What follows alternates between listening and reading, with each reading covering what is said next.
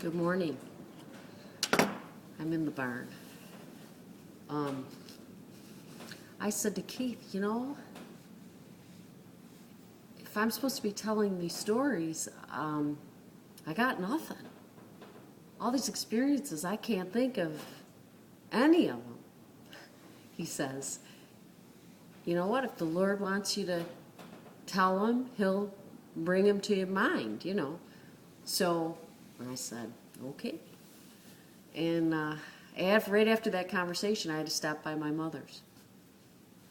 So I stop over there and we start talking, and all of a sudden she goes, for some reason, I've been thinking about all those crazy stories and things that happened to you.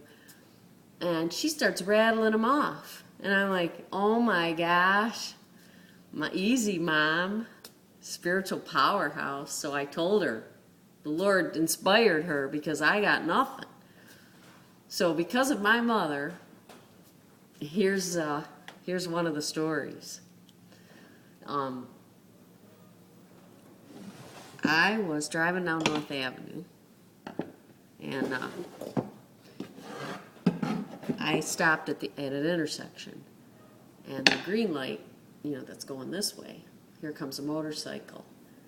And just before he gets to the intersection, he loses control. And he starts like a tumbleweed.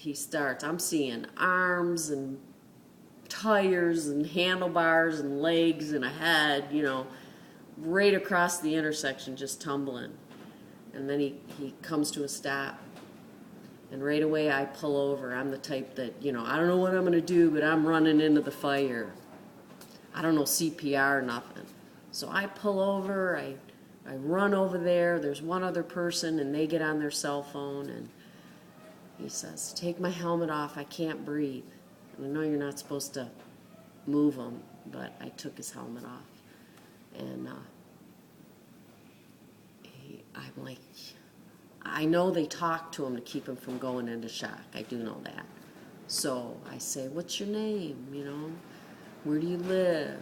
Are you married? Yes. Oh, you're from Richmond. Oh, I'm in Armada. So this conversation is going on. I'm telling him he's going to be okay. EMS is on its way.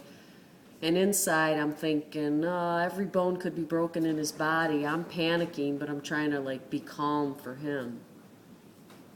So after about 5 minutes, here comes that ambulance, fire department. They all start showing up, and they just kind of converge, And so as they come in, I just kind of back out of the mayhem. And I back out, and I start to turn around, and I'm just thinking, Lord, take care of them, I really didn't do anything. But so I turn around, and as I'm walking away, I hear from that mix, I hear him in his loudest voice, thank you, thank you. And he yells it really loud, and he was thanking me. And my heart just swelled, like I could feel it. It just pierced my heart. I just, how the Grinch, they said his heart grew 3 sizes. That's how it felt in my chest. At his most agonizing moment, in his darkest moment, someone, and it could have been anyone, was there. He wasn't alone. And I think of the Lord, how in our darkest moments, he's the one that's there. And when you thank him, you make his heart swell.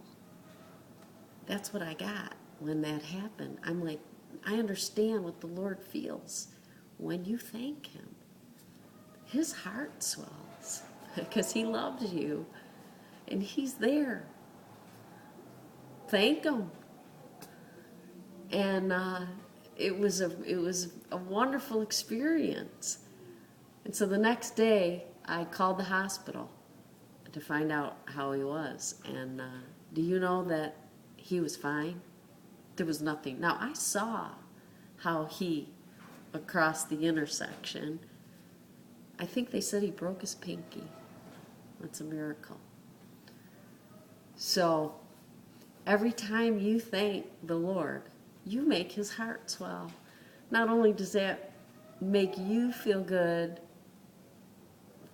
look what it does for him. And he's done everything for you and me. So thank him. Just thank him. Oh my gosh, for everything. It was a beautiful, beautiful experience. I hope you enjoyed it as much as I was blessed by it. So, God bless you. Enjoy your day.